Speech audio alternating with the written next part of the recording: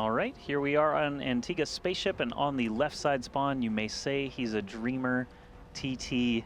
It is LGIM Dreamer. But he's not the only one. He's not TT? the only one, because there's another guy named Dream, but he's on Fnatic. Yeah. Okay, and then TSL Pulse is not a dreamer. He is a murderer. He is a cold-blooded killing machine.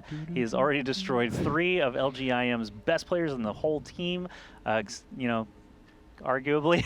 And then he's the red Terran up on the top spawn. All right, I'm done. That's my John Lennon impression for the day, I guess. There need to be more Beatles names in Yes. StarCraft 2. I think that would really help the esport. So.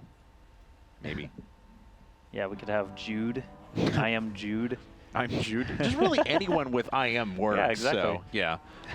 I am. Anyway, I'm first. That's always been one of my favorite ones. So I'm first. Last needs to join I am, so we can have I am first and I am last. And MVP could then just MVP change his finale. name to last, honestly. So and then because no, but it's the stopper for everyone. I think he's a little bit too late to be changing his name. I guess. Finale could join, switch teams. They could have first and Finale. That would just be silly. I don't know what you're talking about. Well, the Brood War player last, I mean, that's a good name. Especially if he plays first, then it's just confusing. Because they're like, oh my god, it's the first player and the last player I'll be playing in this tournament because I'm going to lose. It's like menacing. I guess. Yeah. I don't know. These names are getting too confusing for me. What I do know is that we have gas first out of both players, followed up by Barracks, of course. So despite the size of Atlanta Spaceship, they're not deciding to go for quick expands. They are going to try and pressure with tech. We've seen, actually the last TVT we saw on this map, and I think it involved Pult. We actually had Banshees just run across each other. So yeah, I think I remember that.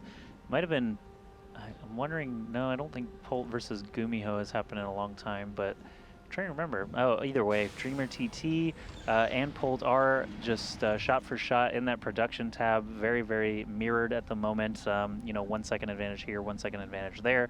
But they are going for the same sort of build. It looks like the second refinery will be added on by Pult a little bit sooner. I think it was against Sound, wasn't it? The StarTale set after he came in and beat Life. Anyway, we have second refinery coming in for Pult, so he is planning on lots and lots and lots of tech.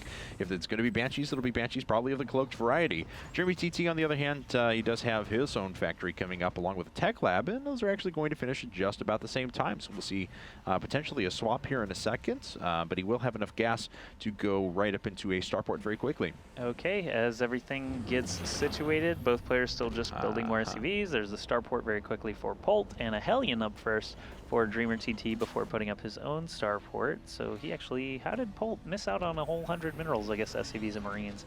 And second refinery. Oh, yeah, the second refinery still is up. Okay, so he's gathering way more gas. That's going to help him get that Banshee out faster and have the option for Cloak. That's right, and both players going for Banshees and likely going to fly across the map against each other as well. So hopefully they'll both prepare for Banshees in return. Neither player has scouted yet. Yeah, Pult is just checked for cheese because it is kind of prevalent here. Yeah. And our first Hellion is going to quickly scout out for Dreamer TT. It's not as prevalent as it is on Daybreak, which just seems to be the proxy capital of the world in TVT, but we've got Cloak coming up for Pult, that second refinery, going to be paying dividends if he can get over there soon enough with Cloak completed. These 4 Marines are probably going to want to split up a little bit if they take out this Hellion and not clump up like that. Oh, come on, Pult, you have better Marine control than that. Boom. He does take out the Hellion, though, without any losses. Now a reactor coming up on his own factory. The Hellion obviously did not get any chance to see this Cloak and Banshee coming out for Pult. Oh, Viking very quickly from Dreamer TT. I like it. Does he have? No, he actually canceled his first Banshee and decided to go straight into a Viking afterwards. So he does suspect that this is coming, and I think this is a good decision. Oh, and he already is going to have the engineering bay and a second base up as well. This could get very difficult for Pult.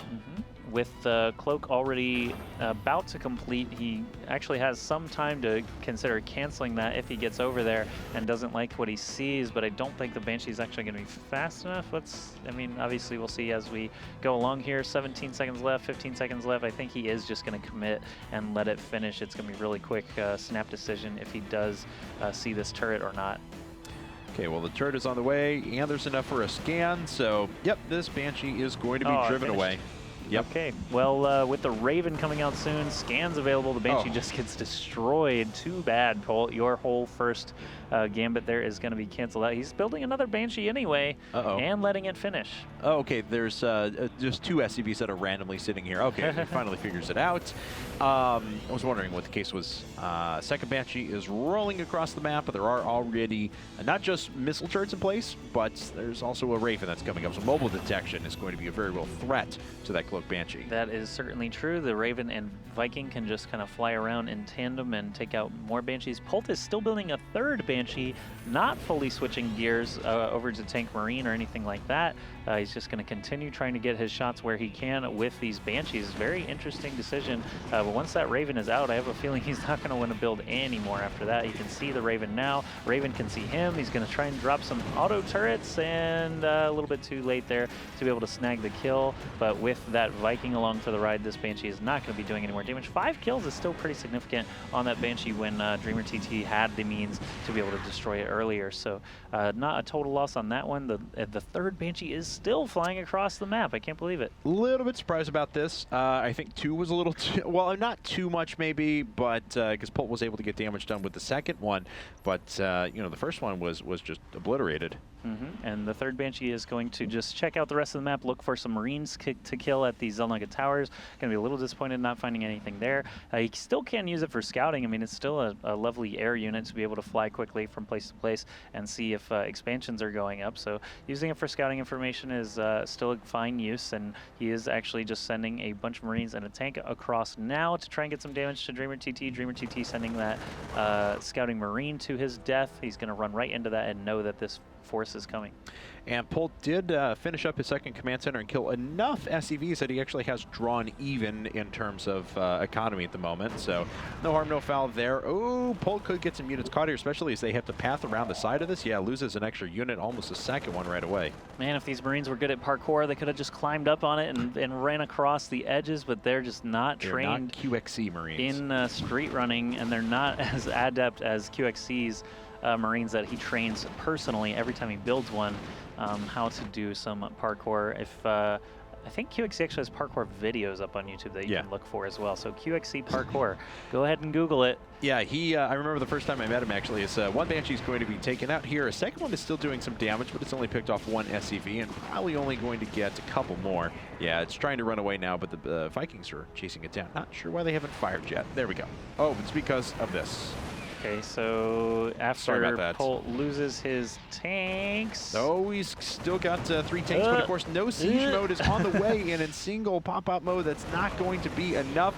Second tank goes down, the third one's just about to fall here in a second. SCVs are pulled off the line, and Dreamer TT, he gets his forces surrounded here, but he's already picked off quite a bit of economy. Yeah, he's picked off some good value in those tanks, and now a lot of SCVs going down. Polt actually losing more workers than his opponent at this point. The Raven actually getting out safely as well. Polt is going to try and get back in there with this Banshee to do some damage, but Dreamer TT looks like he wants to keep the pressure on. Okay, yeah, I mean, he's rallying everything out across the map, and the missile turrets alone should be enough to push away the Banshees. Looks like the Banshee is actually going to fly directly overhead a lot of units here, trying to pick off those Marines so then it can go after the siege tank, and so it looks like he will actually be able to get it, at least for a little while. Okay, so someone is telling me Polt played Gumiho in the round of 32 group stages twice this season. I knew Polt played Gumiho, but I was thinking of a match that we casted, and I don't think we've done that in a long time because FXO and IM just really haven't matched up in our leagues in a very long time. But yeah, Polt still plays Gumiho. Gumiho's still incredibly good. Still no siege mode. Still no siege mode for Polt. That's going to hurt as Dreamer TT does have that advantage on him. It's not even being researched by Polt because he needs to sink every little dime into units. He's got 1K banked up right now, and he has supply blocks, so this is just a tough situation all around for Polt. He thought he had a moment there where he can move in, but after he scammed, but then his opponent immediately sieged up, and unfortunately the position is very, very entrenched. for Dreamer TT, and he is starting to pick away at everything here. Look at just the stream of blue continues to run across the map. Polt is going to try and break this, but he loses so many SCVs just with the first run, the first couple of shots there. Still one siege tank remaining. Polt does take that out, but he still has to contend with this drop inside of the main. Yeah, all the Vikings landing as well, able to take out these Marines fairly quickly, and Dreamer TT still has a force that was posted up just outside of those tanks that we saw earlier. So 2 Vikings loaded in. The medevac is always fun to see, but the medevac goes down, as do the 2 Vikings inside. They don't just spring back out and start flying. And so good job by Polt to take that out, but there is another little small force here for Dreamer TT. He's got lots of Marines and tanks still streaming across, and he's got, Polt finally has siege tech researching, so that'll be good. Both players starting their combat shields at the same time as well. And Dreamer TT just going to make a big drop here. He had a really nice position sitting at the bottom with his tank that was actually picking off production facilities. But it looks like that, yeah, there's nothing really here for Polt at all. And Dreamer TT should be able to get in unopposed. Dun dun dun. We've got 2 full medevacs. I don't really see a whole lot for Polt to be able to do here, especially with the tank sieging up, and that is going to be really tough for those SCVs. They're not going to be able to continue mining. We've got Polt at a 30 to 40 supply disadvantage. The engineering bay going to be taken out before armor can even get close to finish. The tank really needs to focus down those SCVs. There it does. And actually, if he can get some shots on those Marines, that would be quite good. There he goes, blasting all of them down. And it's just a tank in the base of Polt, just going crazy, just having fun. Yeah, and okay, well, if it gets one more shot off, no, it actually could have picked off a tank and a couple more units as well, but Dreamer TT still has plenty of stuff left over. He's got 25 Marines to 1, even though he is down in siege tanks at the moment. He's got almost double his opponent's workers, and Dreamer TT is looking really good, guys. Yep, you can see the walk distance on Atlantis Spaceship taking a big toll on Dreamer TT's aggression here to continue this force of this huge attack that he's been going for about 7 minutes straight now. Loading up 2 more medevacs. Polt cannot unsiege and get up that ramp safely or quickly enough to be able to deal with this, so I do like that move from Dreamer TT, camping the production now. Siege tank on the low ground is going to be able to protect those forces. And suddenly Polt is looking like he doesn't really have a whole lot left at all. Nice job picking up the siege tank so we can get a couple more shots off, but it's all in vain, and there's the GG. Polt has finally gone down after tying things up. He is eliminated, and now I am just 1 game away from taking the